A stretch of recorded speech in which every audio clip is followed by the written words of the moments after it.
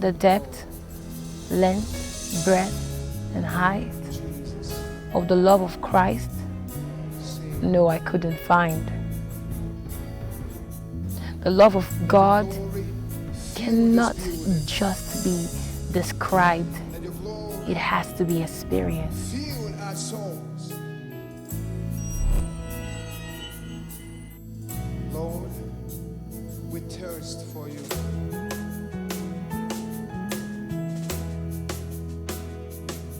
Jesus.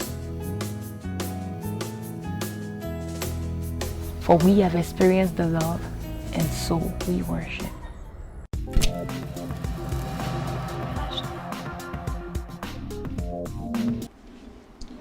Bonjour, vous êtes encore les bienvenus à cette dévotion de l'Évangile. C'est ici la journée que l'Éternel a faite et vous savez quoi?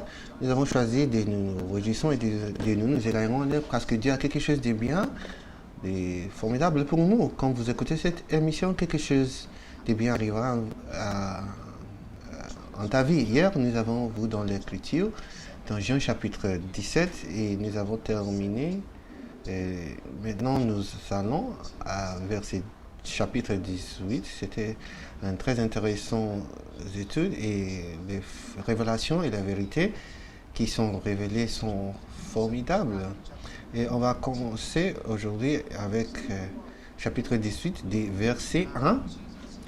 Et Jésus avait parlé dans chapitre 18 de la besoin que sa gloire soit manifestée dans la vie de ses disciples. Il a désiré qu'ils soient avec lui dans les cieux et qu'il manifeste sa gloire sur la terre. Il a dit plusieurs choses, vous pouvez le vérifier.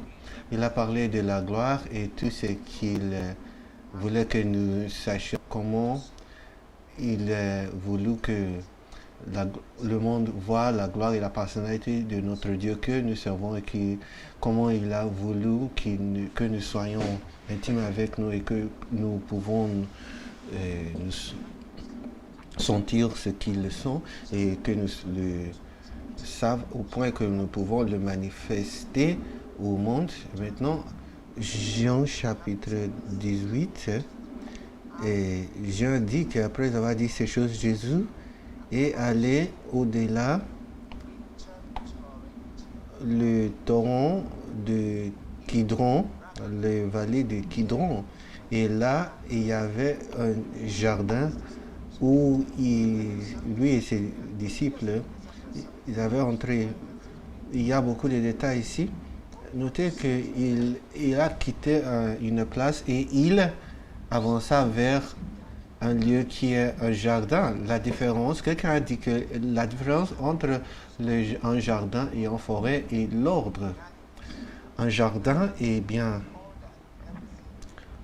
et en ordre, toutes choses sont mises en place et pour montrer une ambiance très très bon. Si vous voulez l'ordre dans votre vie, vous devez vivre en ordre.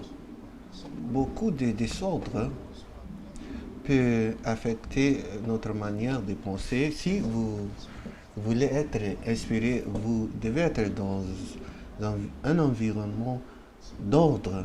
Cela va vous inspirer. Ceux qui écrivent des chansons, des poèmes, qui sont des écrivains, ils désirent un environnement d'ordre. Jésus leur a pris d'un lieu de désordre à un endroit d'ordre. Souvenez-vous qu'au commencement, l'homme a commencé dans le jardin. Vous savez que chez nous doit être un environnement d'ordre. Nous ne sommes pas créés pour être en un désordre. Lorsque Dieu a créé l'homme, il l'a mis dans le jardin, dans Genèse chapitre 2, c'était formidable. Maintenant, continuons vers le jardin, dans un endroit de jardin, et la Bible dit que c'est là que ce que Judas a fait était manifesté. Maintenant, nous sommes dans le procès de Jésus, le verset chapitre 18, verset 2, et Judas qui le livrait. Et connaissait aussi l'endroit, car Jésus s'y était souvent retiré avec ses disciples. Jésus avait sélectionné un environnement d'ordre pour enseigner ses disciples. Je ne sais pas comment les gens peuvent s'asseoir dans un environnement de désordre. Ils sont à l'aise. Notre Seigneur et notre Roi n'a pas passé le temps dans un environnement de désordre. Et c'est là que Judas l'avait rencontré. Il le livrait déjà. Et verset 3 nous dit quelque chose de très intéressant.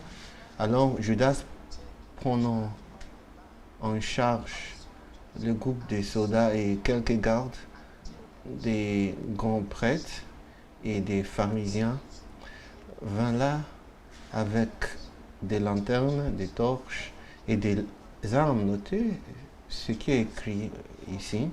Judas avait obtenu et il avait pris en charge le groupe de soldats. Un groupe de soldats, ça parle de plusieurs soldats. Judas était celui qui les a conduits là où était Jésus avec ses disciples. Non seulement les soldats, même des gardes. Voici une combinaison de gens qui sont dans la religion et le monde. Et une dimension très intéressante ici, ce n'est pas seulement les Juifs qui avaient un part, les Romains aussi, c'est-à-dire les païens étaient parmi ceux qui ont pris Jésus, qui étaient venus pour l'arrêter, pour le crucifier. Verset 4 révèle quelque chose de très intéressant. Verset 4 dit alors Jésus, sachant tout ce qui allait lui arriver, il n'en était pas ignorant. Jésus, sachant tout ce qui allait lui arriver, alla vers eux et dit, qui voulez-vous, qui cherchez-vous? Il ne se cachait pas, il pouvait se cacher. Souvenez-vous qu'il avait essayé de l'arrêter, mais il ne pouvait pas le toucher. Plusieurs fois, il était disparu parmi la foule. Maintenant, c'était le temps pour être crucifié et il a soumis lui-même et il est sorti et il a dit, qui cherchez-vous? Quelque chose de très intéressant est arrivé en verset 5 qui dit, ils répondirent, Jésus les Nazaréens. Jésus leur dit, je suis lui. Je le suis. Notez ceci. Je vais le lire encore. Notez où Jésus était et où était Judas. Faites attention où vous êtes dans la vie. Il leur dit, Jésus les Nazaréens, Jésus leur dit, je suis lui. Judas qui les trahissait était également avec eux. Vous êtes avec qui? Pense-y. Vous êtes avec qui? Où vous êtes peut faire la différence dans votre vie. Je vous le dis pourquoi. Verset 6 dit, quand Jésus leur dit, c'est moi, ils sont allés en arrière, se sont reculés, ont fait demi-tour en arrière, et sont tombés à terre. Les Écritures disent, ceux qui ne sont pas avec moi, ils dispersent. Si vous êtes avec lui, lorsque vous ramassez avec lui, vous tenez debout. Lorsque vous êtes contre lui, vous dispersez. Judas qui marchait avec Jésus, il est tombé avec les autres. Pensez-y. Est-ce que vous pensez si Jésus voulait le combattre, est-ce qu'ils auront la capacité de combattre avec lui? Judas a tombé avec eux. Je vais vous poser cette question encore. Est-ce que vous êtes avec Jésus? Est-ce que vous êtes chez Jésus? Est-ce que vous êtes chez les gens qui ne sont pas justes? Ou est-ce que vous vivez pour Dieu? Est-ce que vous vivez pour la justice? Si vous regardez votre vie et il y a des indications que vous ne marchez pas selon la volonté de Dieu, voici le temps pour demander la miséricorde de Dieu. Échangez votre position, afin que vous ne tomberez pas avec ceux qui sont contre le Seigneur. Il n'y a personne qui peut le résister, il est roi des rois. Donnez-lui votre vie et votre vie sera changée. On va continuer demain, mais jusqu'à demain, je suis Igor Luis Egweburu, que Dieu vous bénisse.